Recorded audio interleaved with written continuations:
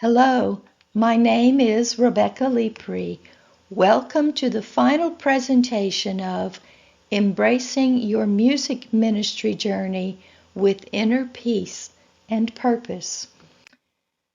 I believe that we have been able to create and develop a deeper sense of purpose as music ministers. One of my favorite contemplative sites is a tree. Each tree is unique, starting with its birth from roots to building a trunk strong enough to support all those branches that eventually sprout, as if seeking something more. Are we growing through the cycles of our trunk, reaching out with our music to form new branches, and always raising our arms in praise to God above? The trees raise their entire being every day. My icon is based on a photo I took of a dead tree in the middle of a green field some years ago. When I looked at that tree, I saw its arms raised in praise to God, even though it appeared to be dead. All I saw was the smile on its face. There is so much more for us to learn about the ministry of music, but here are some simple points to carve into our brains and put into practice when we serve as a music minister.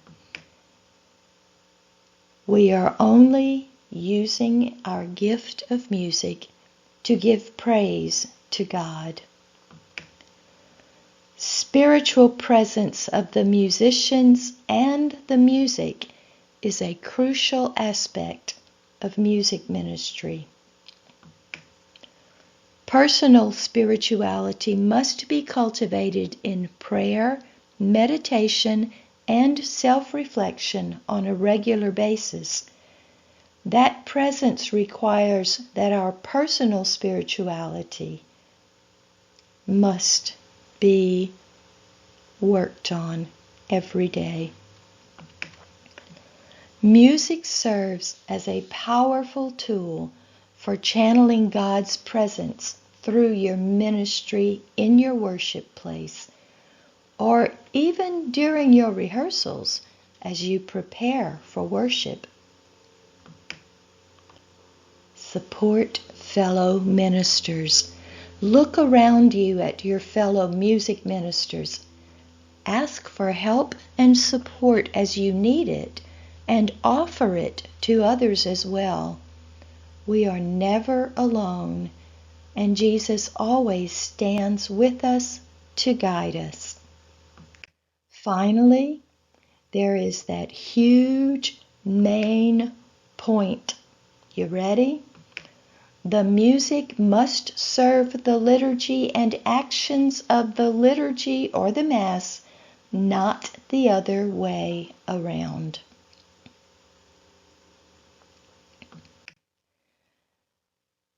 Next steps.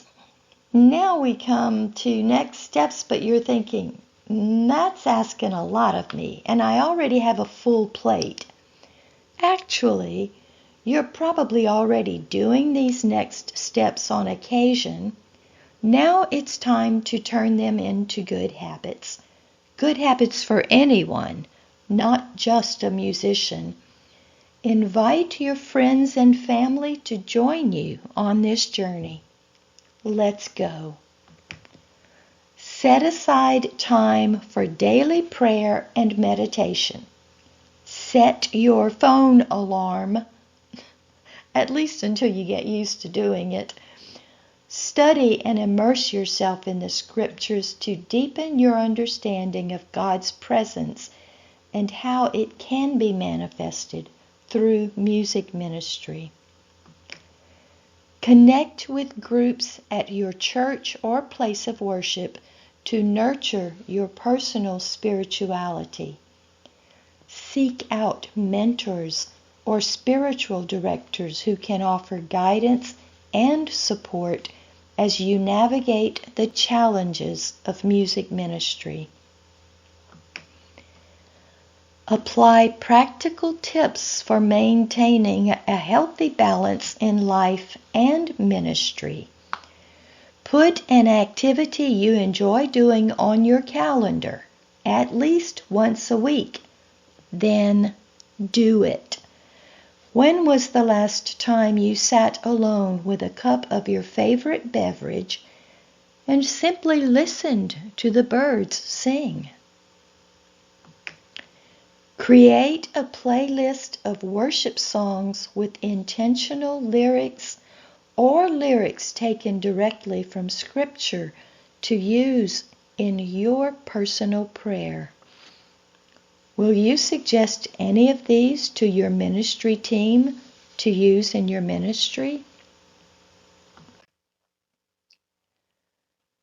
My husband and I live in Pensacola, Florida, and continue to be involved in music ministry as choir members, and sometimes I serve as a substitute accompanist. I am still learning to trust that inner longing that calls to me, but I am also learning to ask others to help me in the discernment process, to wait patiently for God's hand to present opportunities instead of creating my own, and to have courage to step out in faith and act. And so I raise my arms, even with that tree that appears to be gone. What will be your path to spiritual growth in music ministry as you let your light shine?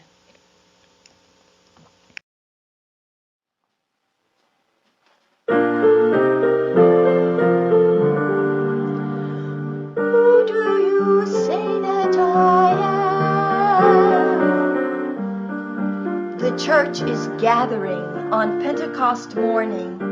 Banners and windows adorn this space, calling to mind God's love and grace. Then the light draws my eyes to the cross where Jesus lies. Who do you say that I am? Turning my gaze to the crucifix, I see his drooping fingertips. My eyes travel his hands and wrist, and then I see it through the mist.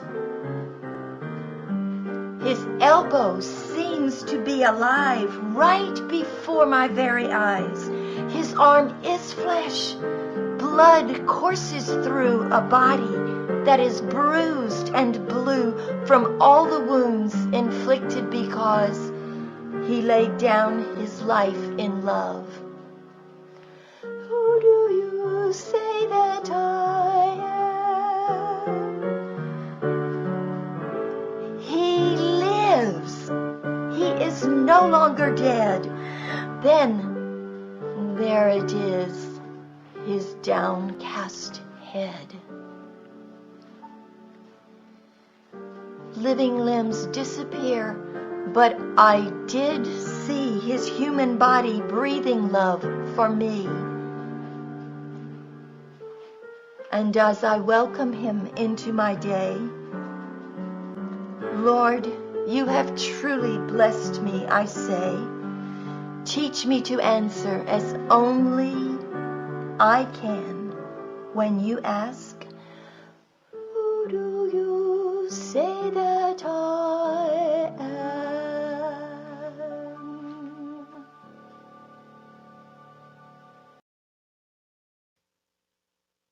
And so, I want to thank you for sharing your time with me throughout these presentations.